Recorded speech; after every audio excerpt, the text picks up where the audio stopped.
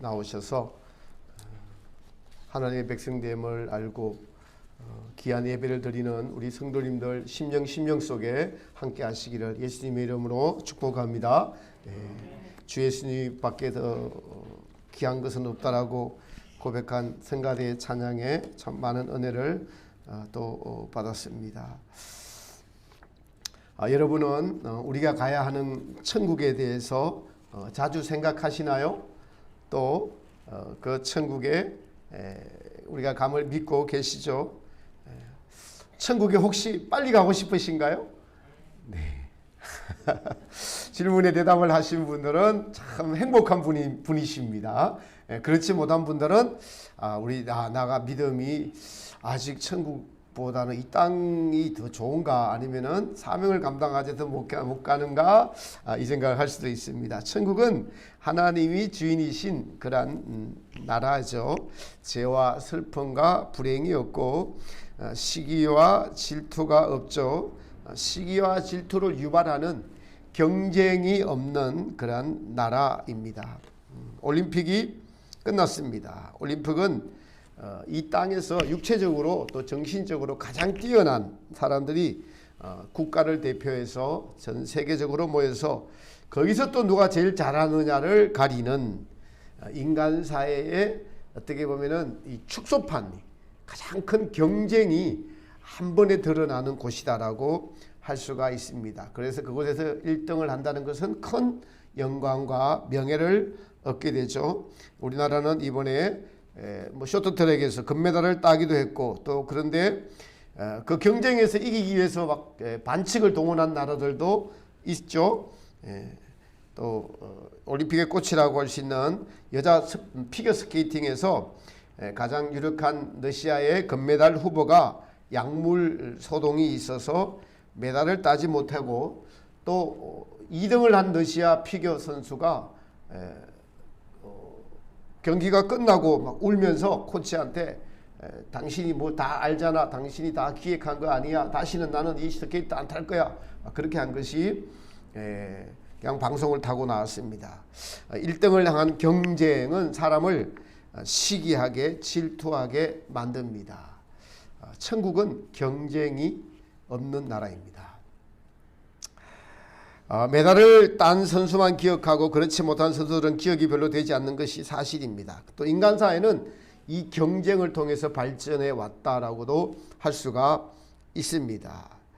그런데 확실한 것은 천국은 이러한 경쟁이 없는 나라다라는 것이죠.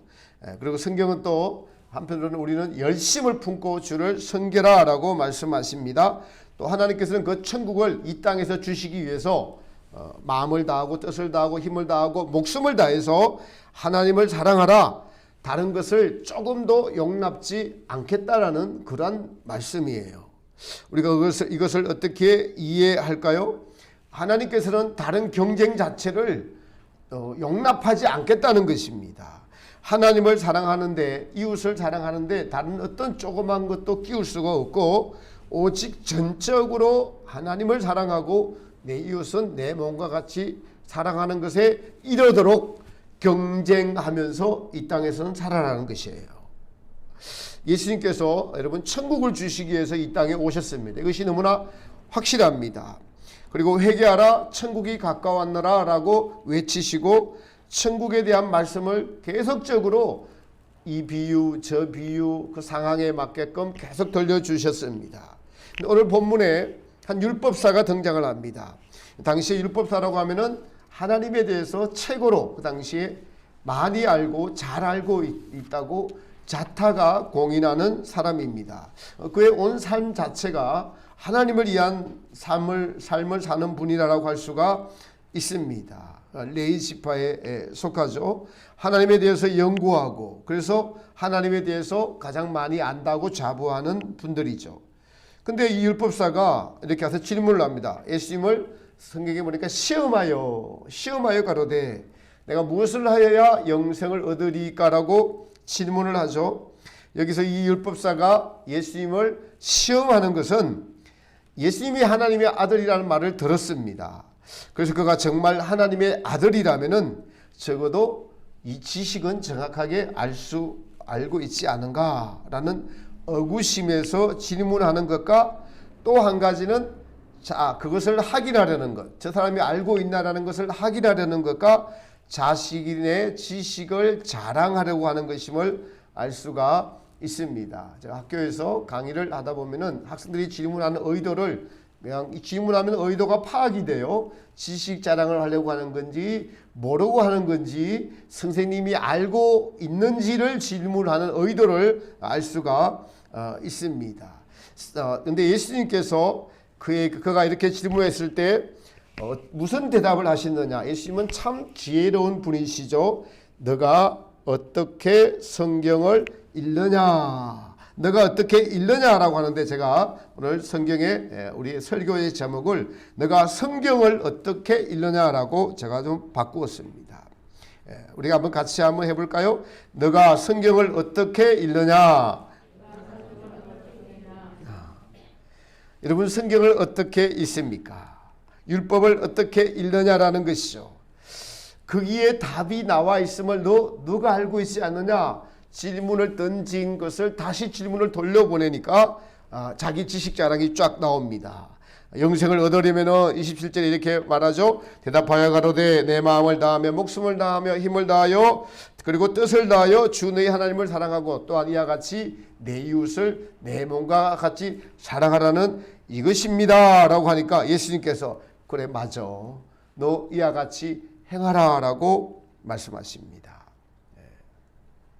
그런데 율법사가 예수님을 시험하라고 했는데 시험하라고 질문했는데 예수님 대답은 너 성경을 어떻게 읽느냐 how라는 너 성경을 지금 무슨 마음가짐으로 읽지 이 뜻입니다.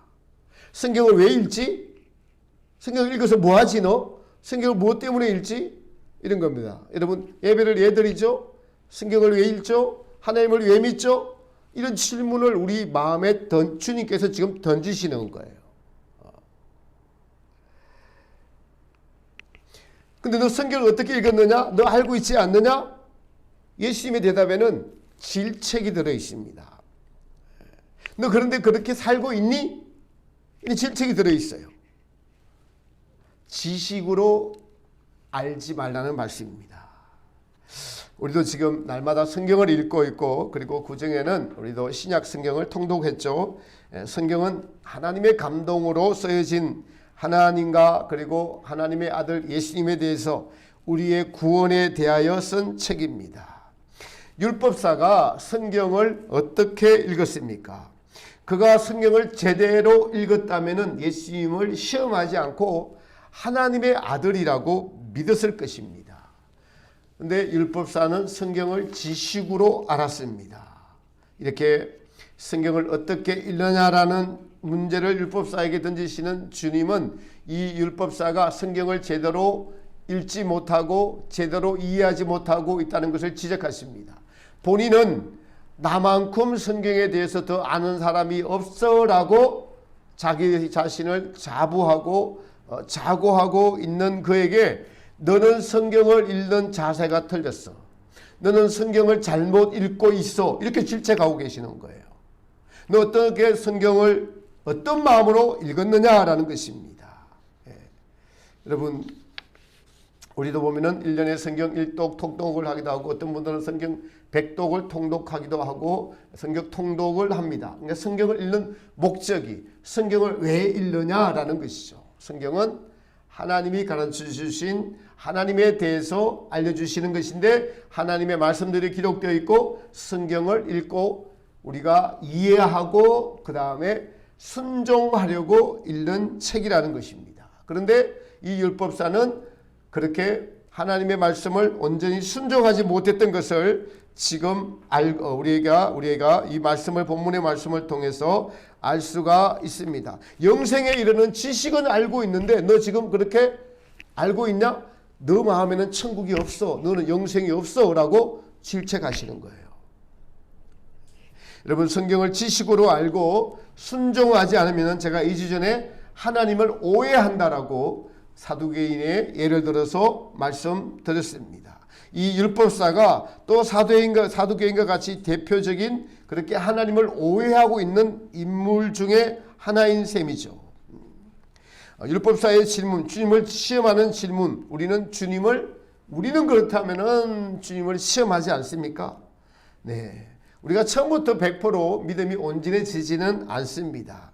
성경에 기록된 모든 것들을 처음부터 믿으며 또 조금도 의심하지 않고 전적으로 신뢰하고 믿는 것은 그것은 이루어지지 않습니다. 의심이 들기도 하고 또 적당히 믿기도 하고 하나님과 밀당하기도 하고 그러다가 자신의 잘못된 것을 점진적으로 깨달아가는 것이 믿음의 성장 과정이요 또 성경을 깨닫는 것이다라고도 할 수가 있습니다. 그런데 이 율법사는 자기가 100% 완전히 알고 있다고 착각을 했어요. 잘못 알고 있던 것이죠. 이 사람의 마음가짐, 성경을 대하는 태도가 틀렸습니다. 성경을 지식으로 알아서 자신을 드러내려고 자신을 나타내려고 했던 것이 강한 사람입니다. 그래서 예수님을 믿으려야 되는데 믿을 분이 오셨는데 하나님의 아들이 오셨는데 그분이 하나님이 아들인지 아닌지 시험하려고 했던 것입니다. 그래서 그에 대해서 예수님은 다시 질문을 던지면서 그에게 대답을 다시 이끌어냅니다. 마음을 다하고 힘을 다하고 뜻을 다하고 목숨을 다하여 주의 하나님을 사랑하고 내 이웃을 내 몸과 같이 사랑하라 라고 다시 질문을 이끌어냅니다. 예수님께서 내 대답이 옳다 이를 행하라 그러면 내가 살리라. 지금처럼 지식으로만 알지 말고 이것을 행하라 그러면 너가 영생에 이를 것이다 라고 말씀하셨습니다. 여러분 율법사가 성경을 왜 이렇게 읽었을까요? 제가 올림픽 말씀을 드렸습니다. 인간 사회는 경쟁의 사회입니다. 또 그리고 그 경쟁 사회에서 어느 정도 위치를 이루면 그것을 자랑으로 삼고 그것을 또 소유가 되어서 놓치지 않기 위해 살아갑니다. 율법사가 어느 정도 위치에 이르렀습니다. 그것이 성경을 안다는 것이 자기의 소유가 되고 자랑이 되었습니다. 이 경쟁의 심리에서 자기가 어떤 지위를 획득했어요. 그래서 그 과정을 거치면서 세상에서 살아남기 위한 본능, 이 경쟁의 심리, 이러한 것이 합해져서 모든 지식이 타인을 대할 때 나를 나타내고 살아남기 위하여서 사용되어질 때 성경을 오해하게 되고 성경은 순종하라고 주어진 하나님의 말씀을 잃어버리게 된다는 사실입니다. 우리가 성경을 읽거나 말씀을 듣거나 하여 양심의 깨달음이 온다는 것은 지켜야 되겠구나. 내가 지키지 못하는 연약한 믿음의 소유자구나. 내가 왜 지키지 못할까? 나는 믿음이 약하구나. 세속이 내 속에 깊이 들어와 있구나. 나는 아직 하나님의 나라의 천국에 갈 길이 먼 사람이구나. 내가 하나님을 온전히 신뢰하지 못하는구나. 연약한 죄인이요. 내 속에 뿌리 박힌 이 세상을 사랑하는 마음과 날마다 타협하기 때문에 하나님을 사랑하지 못하는구나. 이 죄는 하나님의 법에 굴복하지도 않고 굴복할 수 없는 것이구나. 이런 것들을 깨닫는 것입니다. 여러분 성경은 지키라고 주신 계명인 줄 믿으시기 바랍니다. 근데 지키라고 주신 계명이 마음에 새겨지어 있지 않는 것이 바로 순종하지 않았기 때문에 그렇고 또 하나는 지키다가 실망해서 낙심하고 좌절해서 거기서 멈췄기 때문에 그렇습니다. 이 율법사가 예수님의 말씀 중에서 또 내 이웃을 내 몸과 같이 사랑하라고 하신 말씀에서 또 새로운 질문을 던집니다. 29절에 이 사람이 29절도 한번 같이 읽어보겠습니다. 시작. 그 사람이 자기를 옳게 보이려고 예수님께 여짜오되 그러면 내 이웃이 누구니까? 지금 이 질문을 예수님께 새겨 던질 때에 율법사가 착각을 하고 있습니다.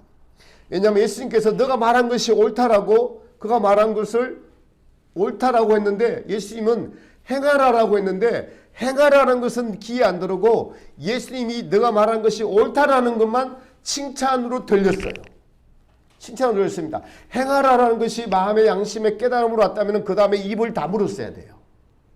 내가 이 말씀을 지키지 못하기 때문에 이분을 의심했구나라고 입을 다물었어야 되는데 예수님의 진짜의 의도를 깨닫지 못하고 자기 자랑이 아직도 남아 있습니다. 그래서 또 옳게 보이려고, 사람에게 옳게 보이려고, 예수님께 나를 옳게 보이려고. 여러분, 이 말씀은 좀 심각한 말씀이에요. 예수님께 옳게 보이려고, 사람에게 옳게 보이려고 신앙생활을 하면은 그것이 천국에 합당하지 않는다라는 사실이에요. 이 성경을, 이 율법은 하나님이 주신 율법인데 예수님의 오늘 말씀도 율법사는 자기 위주로 받아들이면서 다시 질문하는 그 마음의 자세를 또 성경은, 예수님은 지적하고 있습니다. 자기를 옳게 보이려고, 이게 여러분 평상시 이 사람의 삶의 태도요, 가치관이요, 이 사람의 어떠함이에요. 자기가 지식으로 알고 있는 것에 대한 자부심, 자랑, 그리고 다시 한번 이것을 확인하려는 자기 자랑의 자아의 마음으로 예수님께 질문을 던집니다. 자기를 옳게 보이려고. 이 안에는 자기도 모르는 무서운 자기 사랑, 자기 의가 숨어 있습니다. 그래서 예수님은 더 구체적으로 이 사람이 질문한, 율법사가 질문한 이웃에 대해서 설명을 해 주시죠. 강도 만난 사마리안 비유를 듭니다. 예루살렘과 이제 여기 등장하는 여리고라는 지역은, 예루살렘은 이스라엘의 수도입니다. 여리고는 현재 요르단의 경계에 붙어 있습니다. 갈릴리 쪽에서 흐르는 물이 이렇게 밑으로 내려와서 요르단을 여리고를 거쳐서 사해 바닷가에 이르게 되고, 예루살렘은 이쪽에 있습니다. 이쪽이 지중해고요. 그렇습니다. 예루살렘은 해발 고도가 760m고 여리고는 마이너스 300m예요. 그래서 예루살렘에서 내려가다가 한 3분의 2점 내려가면 해발 고도가 0이 됩니다. 그러니까 여리고 옆에 있는 바닷가가 사해예요. 그러니까 바다라고 하는 것이 그냥 육지보다 더 낮게 돼 있습니다. 그래서 거기서 이제 사해는 매우 짠 바닷가입니다. 예루살렘과 여리고의 길은 그래서 키로수는 얼마 되지 않아요. 그런데 매우 이렇게 버스를 타고 내려가면은 막 급경사로 계속 이렇게 뺑뺑 돌면서 내려갑니다. 중간에 한번 내려서 광야를 들어간 적이 몇 번 있었는데 가서 보니까 산세가 높아가지고 예루살렘으로 해서 여리고를 가다가 이렇게 보면은 이렇게 코너가 안 보여요.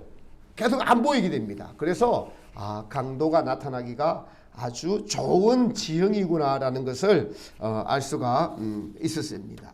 근데 거기서 이제 예수님이 설명을 하죠. 어떤 사람이 강도를 만났습니다. 근데 그 죽어갑니다. 네? 지나가던 제사장이 보고 지나가고, 레위인도, 그러니까 하나님을 잘 안다고 하는 자들이 그 사람을 보고 그냥 지나쳐 가다라는 거죠.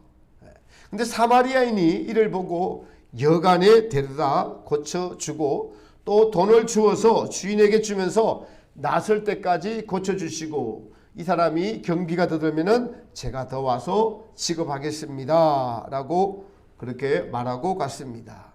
지금 제사장과 레위인은 하나님의 일을 맡은 자들, 바로 이 율법사를 가리켜 말하고 있죠. 말하고 있습니다.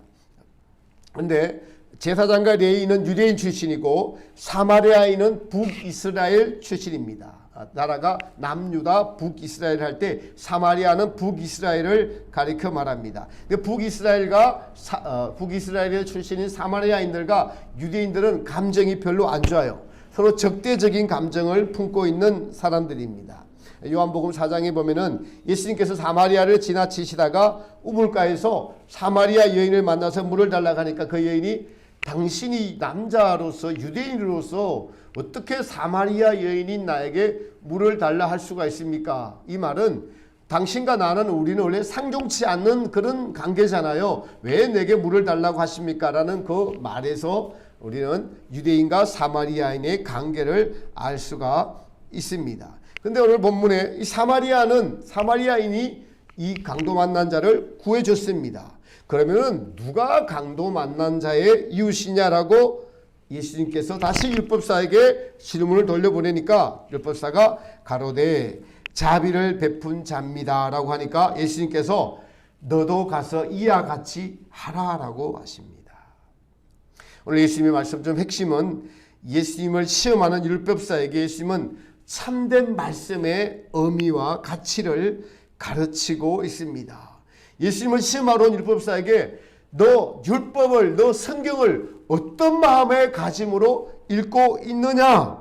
성경은 너에게 진짜 무엇을 요구하고 있는데 너는 지금 어떤 사람이냐? 이걸 예수님은 율법사에게 질문을 던지는 것입니다. 문제의식을 불러일으켜서 이 율법사가 돌아오기를 바라는 마음으로 가르치시는 것을 알 수가 있습니다. 율법사가 정답을 말했잖아요. 마음을 다하고 뜻을 다하고 힘을 다하고, 여러분 지식으로 알고 있습니다. 이웃을 내 몸같이 사랑하는 것도 지식으로 알고 있습니다. 근데 예수님은 행하라. 성경은 행하라. 그러면 너가 살리라. 너가 천국을 침노하게 될 것이고 하나님이 너의 주인이 될 것이고 너가 영생을 취하게 될 것이다 라는 그 뜻입니다. 자, 여러분들은, 우리 그리스도인들은 하나님을 사랑하고 이웃을 사랑하는 이 말씀을 지금 어떻게 알고 읽고 순종하고 실천하고 계시는지요? 여러분, 오늘 저는 이 말씀을 전하면서 또 저는 찔림을 받습니다. 올림픽에서 경쟁을 통해서 금메달, 은메달, 동메달 따는 것은 반드시 거기에 대해 상응하는 대가가 있기 때문에 그렇게 치열하게 경쟁을 하는 것입니다. 그런데 믿음은 대가가 바로 눈앞에 안 보이기 때문에, 그래서 우리가 거기에 경쟁을 하지 못하는 거예요. 하나님의 언약의 약속은 반드시 이루어짐에도 불구하고 우리의 믿음이 연약해져서 눈앞에 나타나는 것이 없으니까 순종하지 못하는 우리들의 현실입니다. 근데 천국은 하나님의 말씀의 진정한 성자는, 여러분, 하나님의 말씀에 온전히 순종하는 자들입니다. 이 하나님의 말씀에, 여러분, 우리가 세상을 살아가는 것만큼, 여러분이 직업에 충실한 것만큼, 저도 마찬가지입니다. 경쟁적으로 사랑했다라면은, 이 말씀을 순종했다면은, 저와 여러분 벌써 메달을 땄어요. 메달을 땄습니다.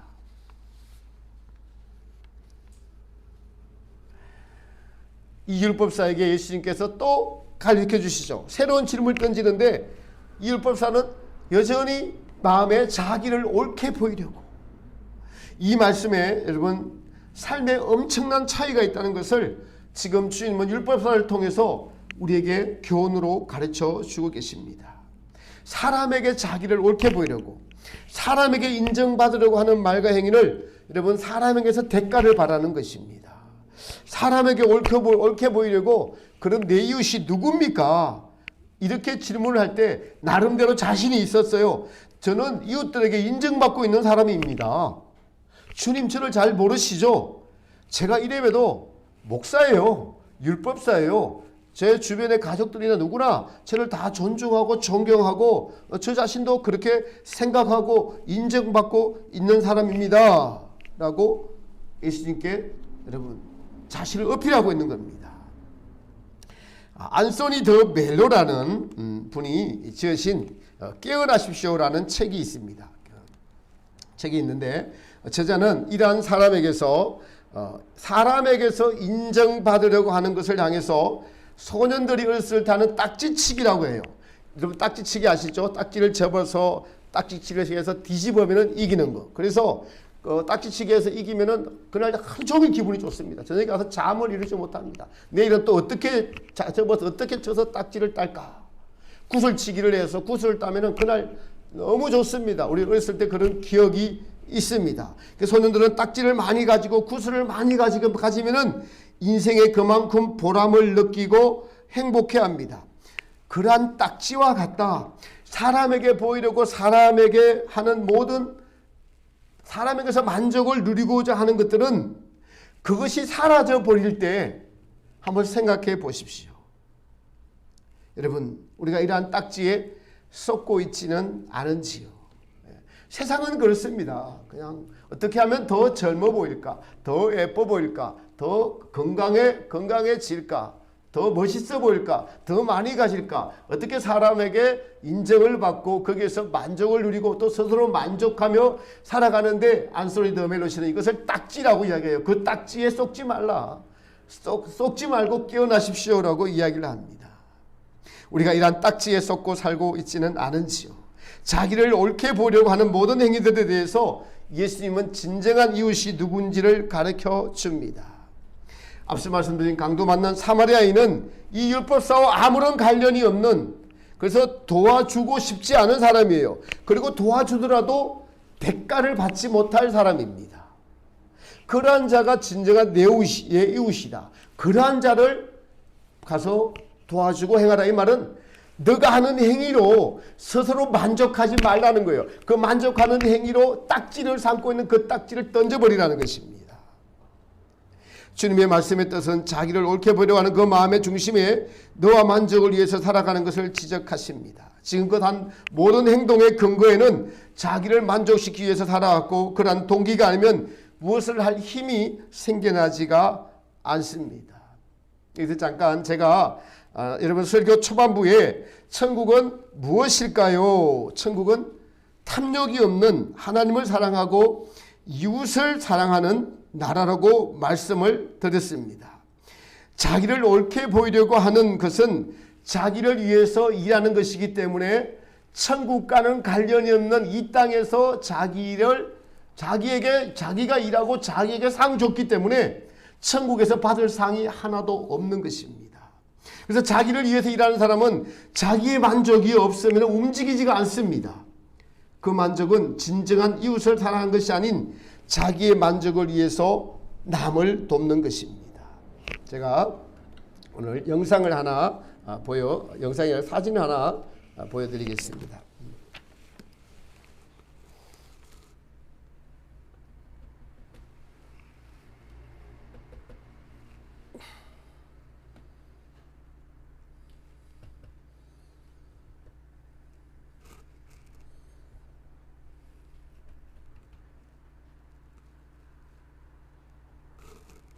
네.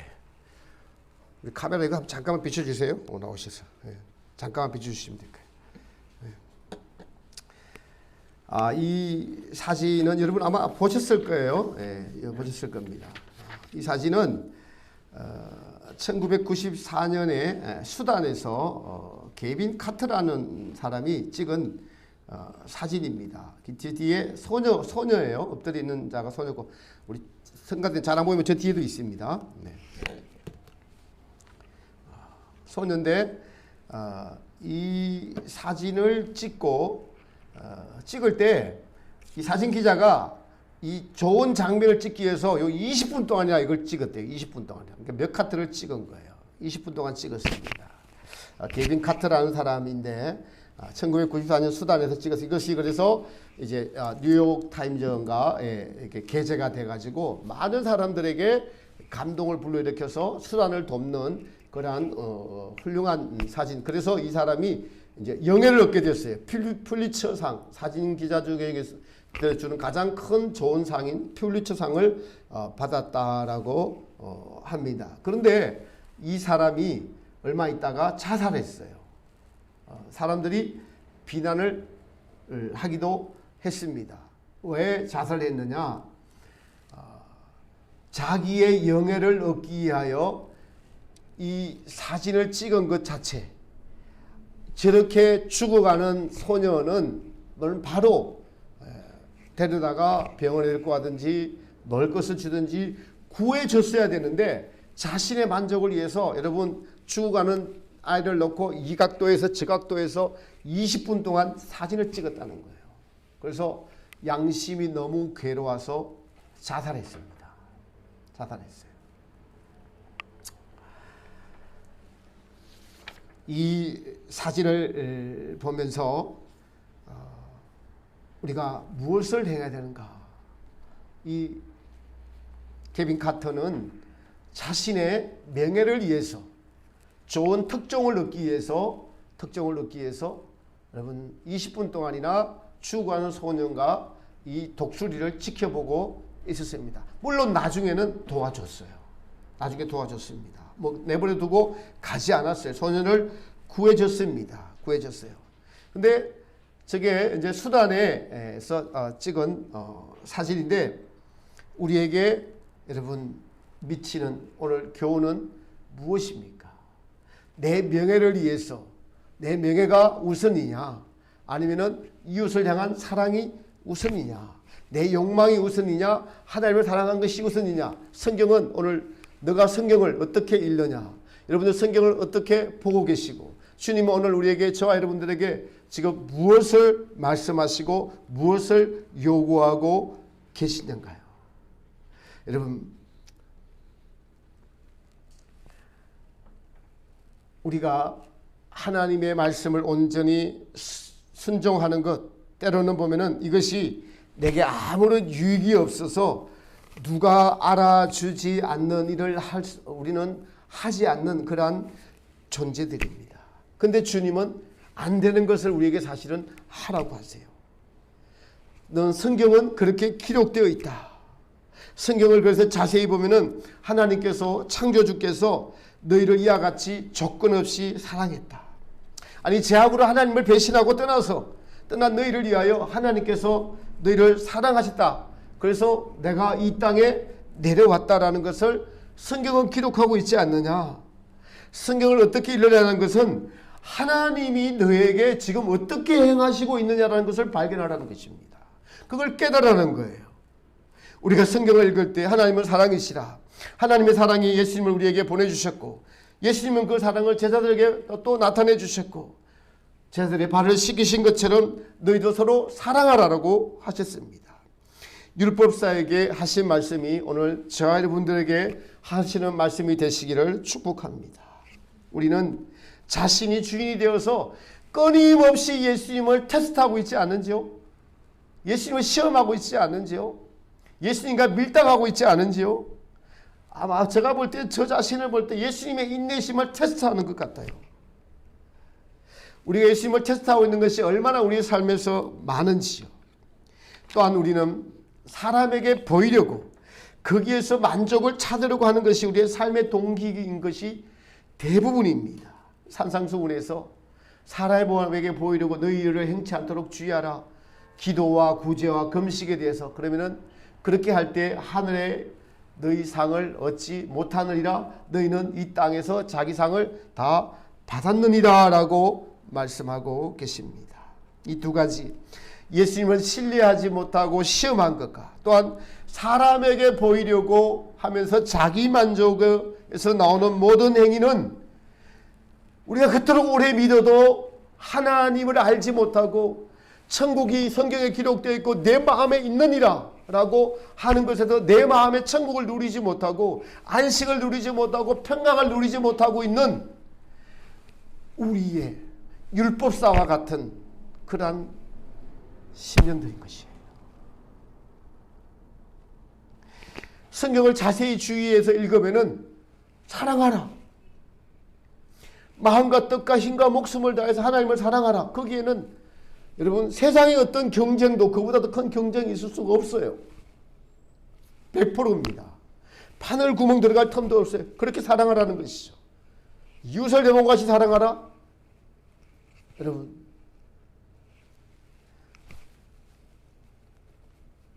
세상에서 예수님을 가장 잘 믿고 가장 복 있고 깨달은 분들은 이 말씀이 울림이 와야 돼요.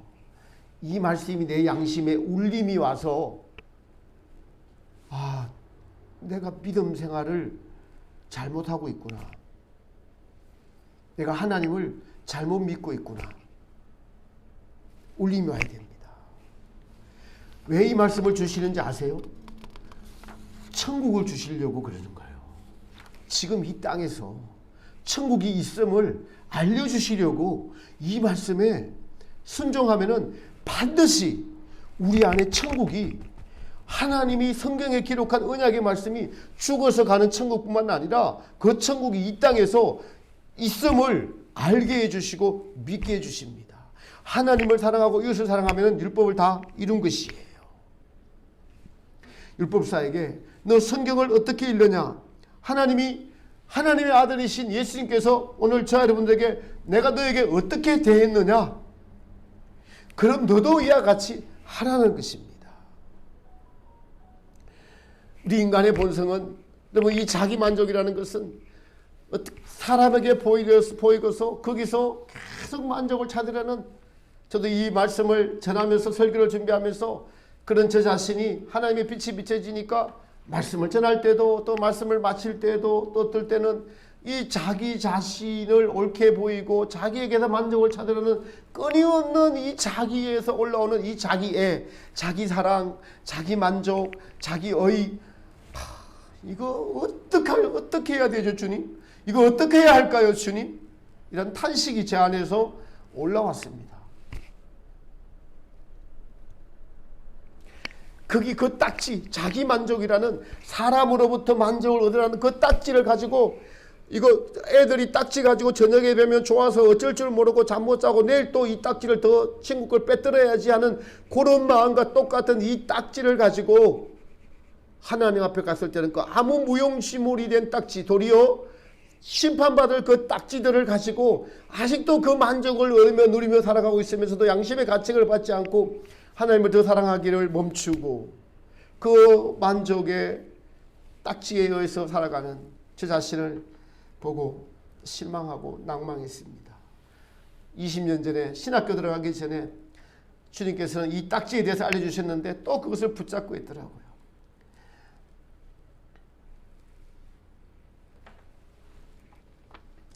양평에 있는 최일도 목사님이 하는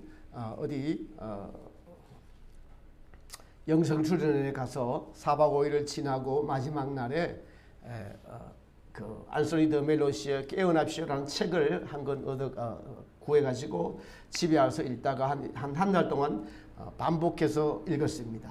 읽었는데 거기에 이 딱지에 대한 내용이 나오는데 주님께서 제 눈을 딱 열어주시면서 어떤 마음이 오냐니까 여러분 세상이 완전히 다르게 보이고 우리 아들이 남의 아들과 똑같이 보이더라고요.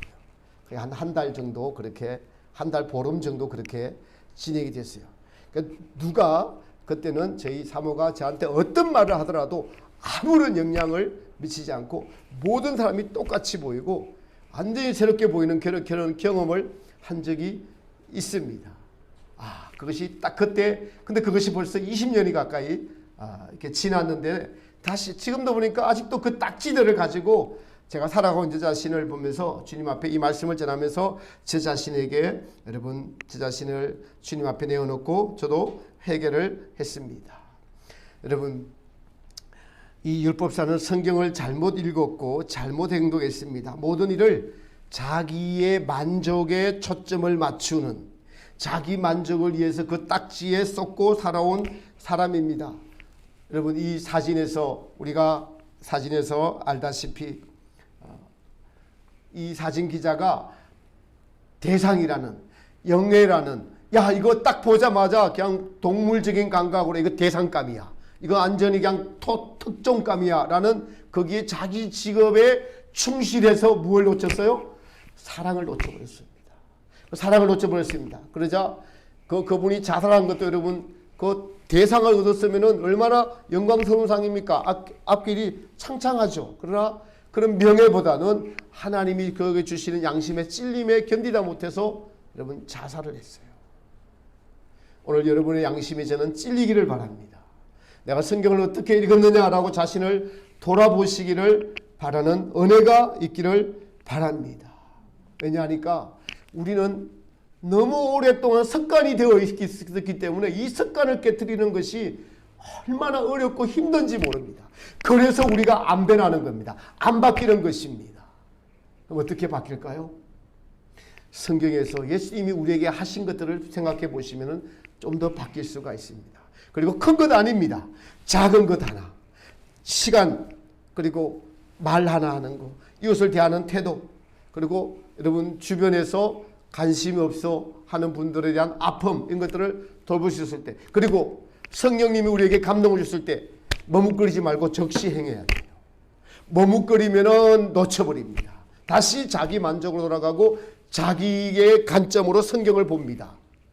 그래서 순종하지 못하고 머뭇거리고 있고 머물러 있게 되는데 머뭇거리고 머물지 말고 적극 순종하십시오. 작은 것 하나 순종하십시오. 다시 시작합니다. 우리 주일날 모여서 주님의 은혜를 받고 다시 은혜를 받고 깨닫고 출발하려고 주님께서 주신 시간들입니다.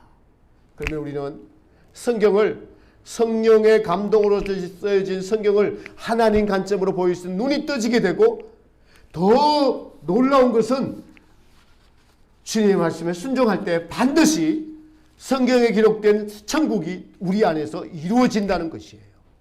이것을 경험하면은